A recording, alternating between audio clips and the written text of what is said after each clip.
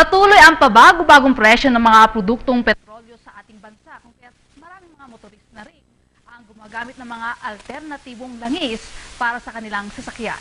May ulat si Mercy Grace Damoyan Malo.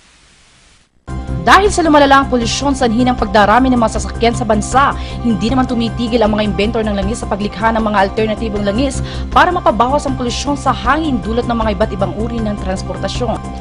Isa na lang dito ay ang Magicanic Oil na subok na ng halos mahigit 3,000 motorista sa lungsod ng Baguio.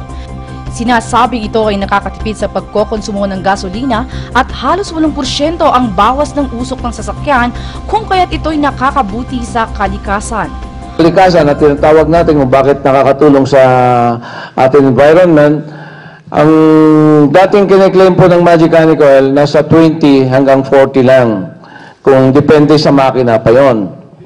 Pero sa pagtetesting ng marami natin mga kaibigan, tulad ng mga operator ng mga taxi, jeepneys, pag testing natin sa mga smoke emission test, umabot pa tayo ng mga hanggang 80-70%. So, malakas po ang loob natin dahil marami po.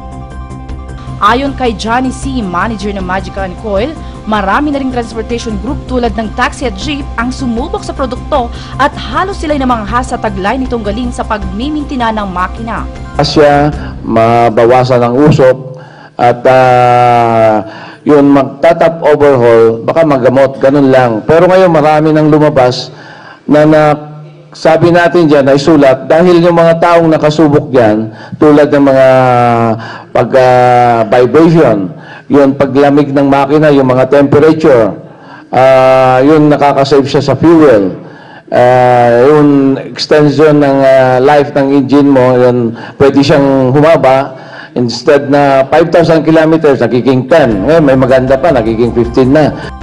Dahil sa husay ng Magicanic Oil, balak na rin ng kumpanya na paabutin ang produkto sa labas ng bansa. Para sa Kapagway Balita, Mercy Damoyan Malo, nag-uulat.